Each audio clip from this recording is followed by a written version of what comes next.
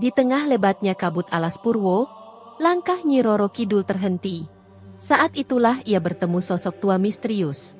Mbah Sumi, penjaga gaib hutan keramat. Bukan sembarang pertemuan, karena di tangan Mbah Sumi tersimpan sebuah pusaka yang telah terkunci selama ratusan tahun. Pusaka yang konon menyimpan kekuatan untuk mengubah takdir para penguasa alam gaib. Namun kekuatan itu bukan tanpa harga. Saat cincin itu dikenakan, satu persatu penjaga alam mulai terganggu. Banaspati sang penguasa api datang menuntut haknya. Dan dari kedalaman samudra, Raja Segara Kidul muncul untuk menantang tahta Ratu Pantai Selatan. 1 cincin, 2 dunia, 3 penguasa. Pertarungan dimulai, bukan sekadar demi kekuasaan, tapi demi menjaga keseimbangan antara dunia nyata dan yang tak terlihat. Sebelum kita melanjutkan kisahnya, jangan lupa untuk like, subscribe, dan tuliskan di komentar dari kota mana kalian berasal, agar kita bisa saling mengenal dan menjalin persaudaraan di ruang cerita ini. Mari kita mulai. Malam itu, Samudra Hindia tampak jauh lebih kelam dari biasanya. Langit tertutup awan pekat, menyembunyikan cahaya bulan yang semestinya menjadi penerang di lautan. Ombak menggulung dengan dahsyat, menghantam karang seolah menyuarakan amarah dari dunia yang tak kasat mata. Angin mengaum, berpadu dengan jeritan camar yang melintas di kejauhan, menambah kesan bahwa malam ini bukan malam yang biasa.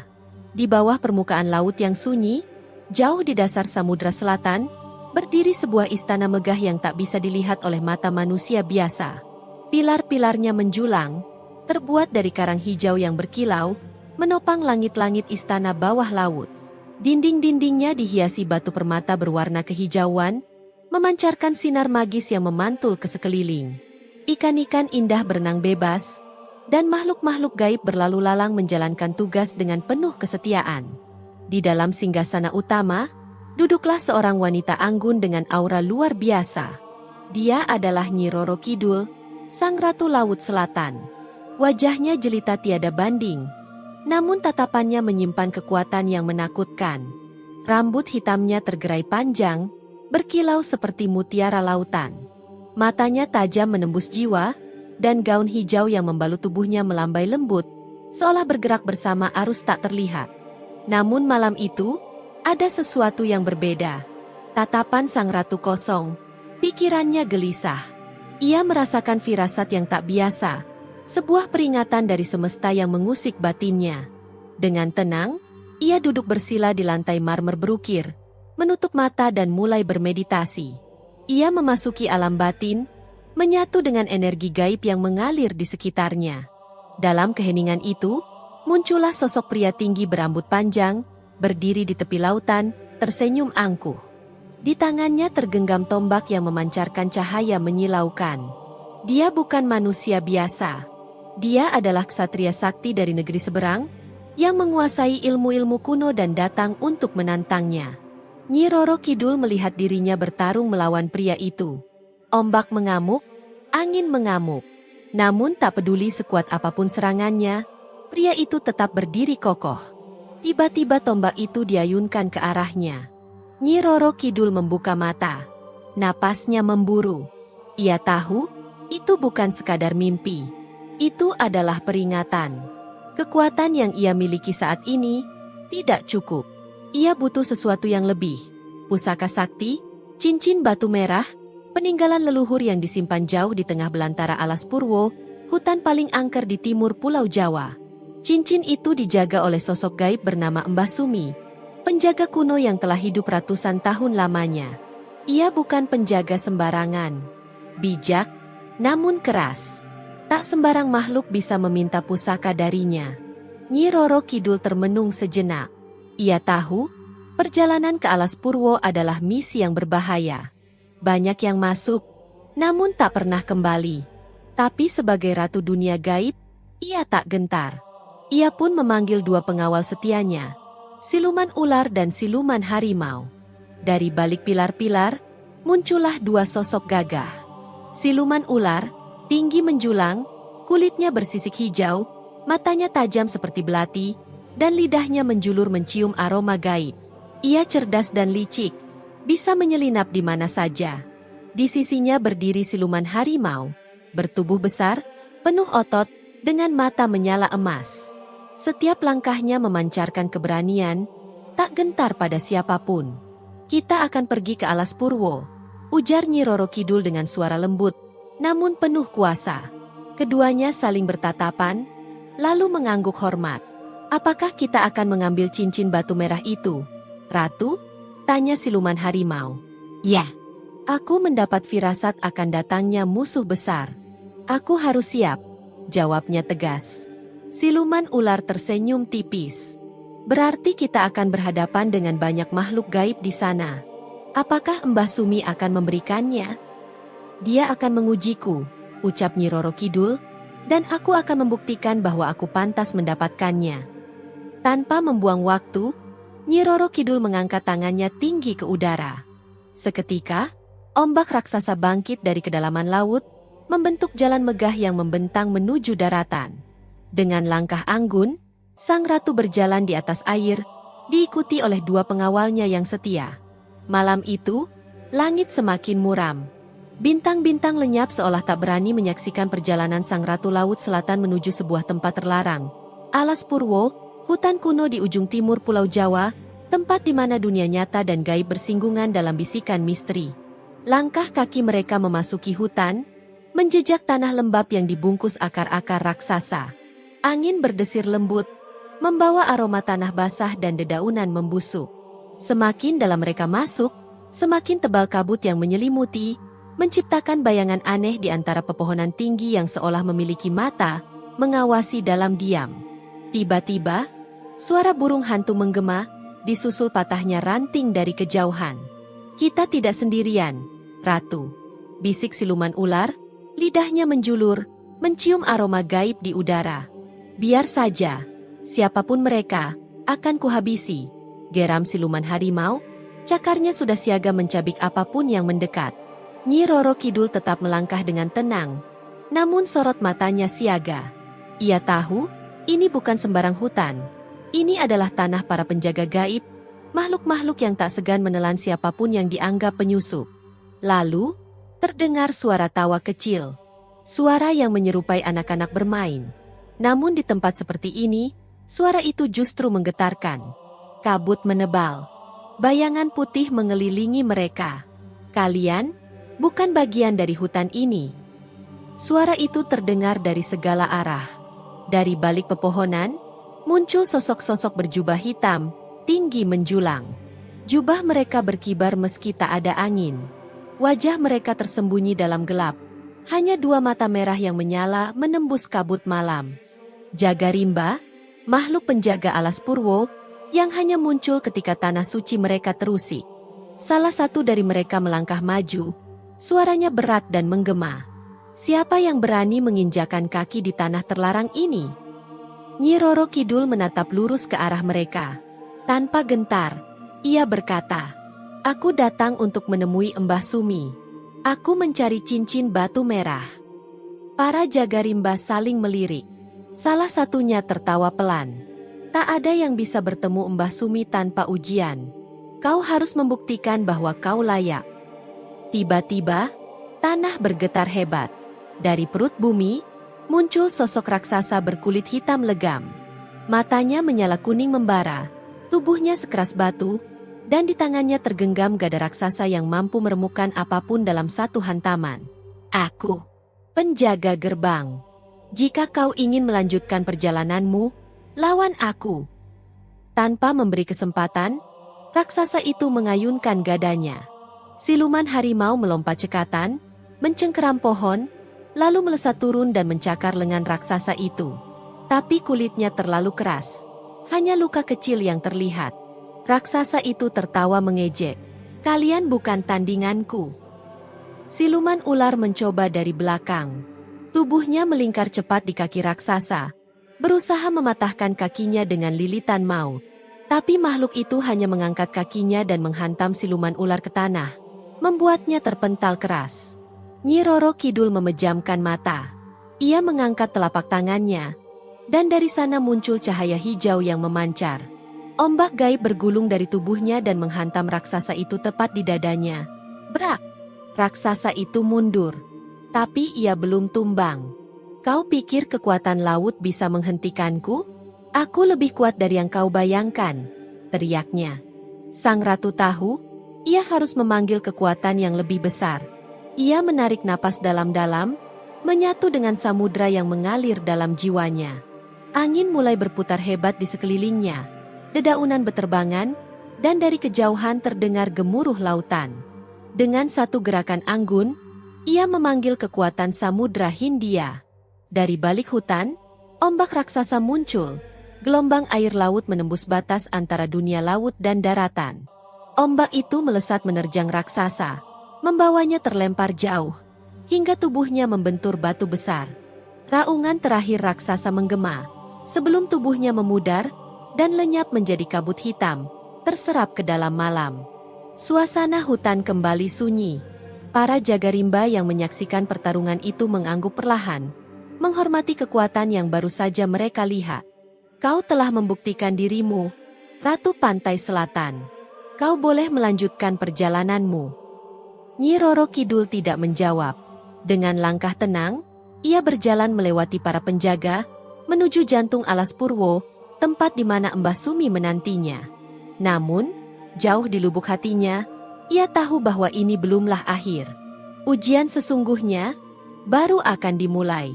Mereka melangkah lebih dalam, menembus inti hutan yang terasa berbeda. Sunyi, menekan. Tak ada suara burung, tak ada desir daun. Hanya keheningan yang menggigit, seolah alam sendiri menahan napasnya. Di hadapan mereka, terbentang tanah lapang aneh. Tak satupun pohon berdiri di sana. Tanahnya merah kecoklatan, seperti bekas terbakar. Di tengahnya berdiri sebuah gubuk kayu sederhana, dan di depannya duduk seorang wanita tua berambut putih panjang yang terurai ke belakang. Itulah dia, Mbah Sumi, penjaga pusaka kuno. Matanya terpejam, dupa kecil di depannya mengepulkan asap yang membawa aroma aneh, seolah berasal dari dunia lain. Ketika Nyi Roro Kidul mendekat, mata Mbah Sumi perlahan terbuka. Meski renta, sorot matanya tajam, menembus lapisan terdalam jiwa. Aku sudah menunggumu, Ratu Pantai Selatan. Suaranya berat, seperti desir angin dari pohon tua. Nyi Roro Kidul menunduk hormat. Mbah Sumi, aku datang untuk meminta cincin batu merah. Mbah Sumi terdiam sejenak. Ia menatap lurus ke mata sang ratu, seolah menelusuri jiwa yang tersembunyi di balik ketenangan itu. Cincin itu bukan sekadar perhiasan, ujarnya pelan. Ia adalah pusaka. Hanya mereka yang hatinya benar-benar kuat yang pantas memilikinya. Apa kau siap menerima ujian terakhir? Aku siap, jawab Nyi Roro Kidul tegas. Mbah Sumi mengetukkan tongkatnya ke tanah. Boom! Segala sesuatu di sekeliling berubah seketika. Pepohonan menghilang. Gubuk lenyap. Mbah Sumi pun tak ada. Kini Nyi Roro Kidul berdiri sendirian, di tepi pantai yang luas. Langit gelap, awan hitam menggantung berat. Ombak menghantam pantai dengan gemuruh dahsyat. Di tengah pantai, seorang gadis kecil duduk menangis. Namun dari dalam ombak, muncul sesosok makhluk tinggi besar. Matanya menyala merah seperti bara api, taring tajam mencuat dari mulutnya, dan di tangannya tergenggam tombak emas yang bersinar menyilaukan. Siluman Laut Selatan. Makhluk purba penuh kebencian yang lahir dari dendam dan kegelapan laut. Aku sudah lama menunggumu. Suaranya menggelegar, mengguncang angin. Kalau ini ujianmu, maka mari kita selesaikan, jawab Nyi Roro Kidul. Tombak emas melesat cepat seperti kilat. Namun sang ratu telah siap. Dengan satu gerakan, ia menciptakan perisai gaib berkilau hijau. Tombak menghantam perisai, memercikan api biru di udara. Siluman itu menggeram. Ia mengangkat tangannya, memanggil gelombang raksasa dari laut, setinggi gunung. Ombak mengamuk, hendak menenggelamkan seluruh pantai. Nyi Roro Kidul mengangkat kedua tangannya ke langit. Dari telapak tangannya muncul pusaka samudra yang bersinar benderang. Dengan sekali kibasan, ia membelah gelombang menjadi dua. Air jatuh kembali ke laut, pantai tetap berdiri. Siluman marah besar. Ia melompat tinggi ke udara, menciptakan badai hitam yang menggulung, mengguncang dunia. Namun Nyi Roro Kidul tetap tenang. Ia mengepalkan tangan, dan dari jarinya muncullah pusaran angin hijau yang berputar seperti puting beliung laut. Ia melesat cepat, menembus badai, dan kini berdiri tepat di hadapan musuhnya. "Waktumu sudah habis," ucapnya dingin. Dengan satu sentuhan di dada siluman, cahaya hijau meledak dari telapak tangannya. Siluman laut menjerit keras. Tubuhnya hancur menjadi butiran cahaya, lalu lenyap, tertelan angin dan malam. Semua kembali seperti semula. Nyi Roro Kidul kini berdiri di hadapan Mbah Sumi, di tanah lapang alas Purwo. Sang penjaga tersenyum tipis. "Kau telah lulus ujianmu, Ratu Pantai Selatan." Ia mengulurkan sebuah kotak kayu kecil. Dengan hormat, Nyi Roro Kidul menerimanya. Saat ia membuka tutupnya, di dalamnya terbaring sebuah cincin batu merah, berkilau seperti bara api abadi. Mbah Sumi menatapnya dalam. "Gunakan cincin ini dengan bijak, karena kekuatannya bukan hanya untukmu, tapi untuk menjaga keseimbangan alam." Sang ratu mengangguk pelan, lalu menutup kotak itu dengan hati-hati. Ia berbalik dan berjalan pergi, membawa pulang pusaka yang telah lama ia cari. Namun ia tahu, tanggung jawabnya kini lebih besar dari sebelumnya. Ketika ia keluar dari tanah lapang, kedua pengawalnya segera menyambut. Siluman harimau menatap kotak itu penuh kagum. "Akhirnya, Ratu, kau berhasil mendapatkannya." Siluman ular menjulurkan lidah, lalu menyipitkan mata. "Tapi, aku merasa ini belum berakhir." Energi dari cincin itu seolah menahan sesuatu. Ada kekuatan besar yang belum terbangun. Nyi Roro Kidul menatap langit yang mulai bersih dari awan. Ia menggenggam kotak itu lebih erat. Dalam hatinya, ia tahu, perjalanan ini baru saja dimulai. Nyi Roro Kidul mengangguk pelan. Ia bisa merasakannya, sebuah getaran halus dari dalam cincin itu. Bukan sekadar perhiasan, bukan benda mati. Ada sesuatu yang hidup di dalamnya. Sesuatu yang belum sepenuhnya bangkit, sesuatu yang menunggu. Dengan langkah tenang, mereka kembali menapaki jalan keluar dari alas Purwo. Tapi ketenangan itu hanya semu. Saat bayangan batas hutan mulai terlihat, kabut kembali turun. Namun kali ini, jauh lebih pekat, lebih gelap. Udara menjadi dingin menusuk, dan tanah di bawah kaki mereka berubah menjadi lumpur basah. Geraman berat terdengar dari balik kabut. Siluman harimau mencuatkan cakarnya, siap bertarung. Lalu muncul sesosok makhluk besar, bertubuh legam, matanya merah membara. Tubuhnya menyerupai manusia, namun jauh lebih tinggi dan kekar. Tanduk-tanduk melengkung menghiasi kepalanya. Itu adalah Banaspati, makhluk api, penghuni terdalam alas Purwo. "Apa kau juga datang menghalangiku?" tanya Nyi Roro Kidul, matanya tajam. Banaspati tertawa. "Serah, menggelegar. Aku tidak menghalangimu, Ratu Pantai Selatan. Aku datang menagih sesuatu yang menjadi milikku." Nyi Roro Kidul menyipitkan mata. "Apa maksudmu?" Banaspati mengangkat tangannya, dan dari balik kabut muncullah bayangan-bayangan hitam, makhluk-makhluk kecil bermata merah yang mengelilingi mereka. "Cincin batu merah itu dulunya milikku," lanjut Banaspati. "Aku adalah penguasa api sebelum Mbah Sumi menyegelnya. Sekarang, aku datang untuk mengambilnya kembali." Siluman ular mendesis marah, siap menyerang. Tapi Nyi Roro Kidul mengangkat tangan. "Cincin ini sudah menjadi milikku. Aku telah melewati ujiannya. Kau tak berhak menuntutnya." Banaspati menggeram. Tubuhnya kini diselimuti api yang berkobar hebat. "Kalau begitu, aku akan merebutnya paksa." Secepat kilat, tubuhnya yang seperti bola api raksasa melesat ke arah Nyi Roro Kidul. Namun sang ratu tetap tenang.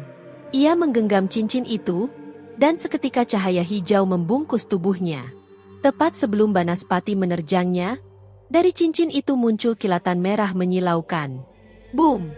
Sebuah ledakan dahsyat mengguncang tanah. Banaspati terpental, jatuh menghantam tanah. Api di tubuhnya meredup, tapi matanya masih menyala, penuh kemarahan.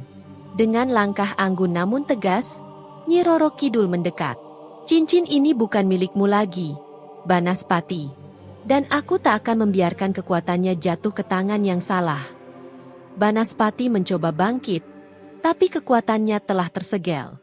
Dengan geraman kesal, ia mundur ke dalam kabut, diikuti pasukannya. Kabut pun perlahan menipis. Hutan kembali tenang. Siluman harimau menghela napas lega. Akhirnya kita bisa keluar dari tempat ini. Nyi Roro Kidul menyimpan cincin itu ke dalam kotak kayu. Ia tahu, pusaka ini akan memperkuat dirinya. Tapi ia juga tahu, ada beban besar yang kini ia tanggung. Perjalanan kembali ke pantai selatan pun dimulai. Dan setelah beberapa hari, akhirnya mereka tiba. Istana di dasar laut menyambut mereka. Ombak menggulung lembut, seolah mengucapkan salam kemenangan. Para pengawal berbaris memberi hormat. Sang ratu pun kembali ke singgasananya. Namun ketenangan itu tak bertahan lama. Tiba-tiba, laut di sekeliling istana bergolak hebat. Arus tenang berubah menjadi pusaran yang mengancam. Cahaya hijau yang biasa menyelimuti istana mulai memudar, tergantikan oleh kilatan biru kehitaman yang muncul dari kejauhan. Siluman harimau berseru, "Ada sesuatu yang datang, Ratu." Siluman ular mendesis, "Ini bukan kekuatan biasa." Dari kegelapan samudra, muncullah sosok raksasa laut. Tubuhnya bersisik hitam berkilau, matanya menyala merah darah. Di sekelilingnya berenang makhluk-makhluk aneh bertaring tajam. Itulah Raja Segara Kidul, penguasa samudra dalam yang selama ini tak pernah menunjukkan dirinya. Suara gemanya mengguncang dasar lautan. "Nyi Roro Kidul, sudah saatnya kita berbicara." Nyi Roro Kidul berdiri tegap, menatap sosok raksasa itu dengan mata penuh ketegasan. "Aku mendengar kau membawa pusaka baru ke lautan ini." Raja Segara Kidul mengaum dalam suara yang menggema di kedalaman samudra. Nyi Roro Kidul tetap tenang. "Benar, aku telah mendapatkan cincin batu merah. Kini aku lebih kuat dari sebelumnya." Sosok raksasa itu tersenyum sinis, memperlihatkan deretan gigi tajamnya. "Tapi, apakah kau benar-benar layak memilikinya? Samudra ini bukan hanya milikmu, Ratu Pantai Selatan. Aku ingin melihat apakah kau pantas menjadi penguasanya." Dengan gerakan megah, ia mengangkat kedua tangannya yang bersisik. Ombak raksasa pun bergulung di atas istana bawah laut. Serangan pertama datang. Raja Segara Kidul memanggil badai bawah laut yang mengguncang kerajaan sang ratu. Arus air berubah menjadi pusaran maut yang menyeret para pelayan dan prajurit ke dalam kegelapan. Namun Nyi Roro Kidul tak gentar. Dengan satu gerakan tangannya, gelombang hijau keemasan memancar dan menghantam badai itu, menghancurkannya dalam sekejap. Siluman harimau dan siluman ular langsung terjun ke medan pertempuran, bertarung melawan makhluk-makhluk buas pengikut Raja Segara Kidul. Nyi Roro Kidul mengangkat tangannya tinggi. Cincin batu merah di jarinya mulai bersinar cemerlang. Dari dalam cincin muncul sebuah tombak cahaya merah yang berkilauan. "Aku adalah penguasa Laut Selatan," serunya lantang. "Aku tak akan membiarkan siapapun merebut tahtaku." Dengan kecepatan luar biasa, ia melesat ke arah Raja Segara Kidul, tombaknya siap menusuk. Raja Segara Kidul mengeluarkan raungan dahsyat dan melepaskan semburan energi biru. Namun tombak merah itu menembusnya tanpa ampun. Ledakan cahaya merah memenuhi lautan, menerangi gelapnya samudra. Tubuh Raja Segara Kidul terlempar jauh, sementara makhluk-makhluk pengikutnya mundur ketakutan. Dengan napas berat dan kesakitan yang mendalam, Raja Segara Kidul menatap Nyi Roro Kidul dengan mata menyala penuh kemarahan, sekaligus kekaguman. "Kau memang layak menjadi penguasa," gumamnya pelan. Kemudian ia berbalik, berenang menjauh ke dalam kegelapan samudra. Lautan pun kembali tenang. Cahaya hijau dari kerajaan Nyi Roro Kidul kembali bersinar terang. Para pelayan dan prajurit yang selamat segera berkumpul, bersujud hormat pada sang ratu. Siluman harimau menghela napas lega. "Ratu, kau telah membuktikan bahwa tidak ada yang mampu menandingi kekuatanmu." Nyi Roro Kidul menatap cincin batu merah di jarinya. Ia tahu kekuatan itu bukan hanya untuk bertarung, tapi untuk menjaga keseimbangan lautan. Kini seluruh penghuni laut tahu siapa penguasa sejati mereka. Legenda Nyi Roro Kidul akan terus hidup. Tak hanya di daratan, tapi juga di seluruh samudra yang menghampar luas. Terima kasih telah menonton. Dan jangan lupa untuk mendukung saluran ini dengan menekan tombol subscribe, like dan share video ini. Agar semakin banyak orang yang bisa menikmati cerita-cerita menarik lainnya. Sampai jumpa di cerita berikutnya.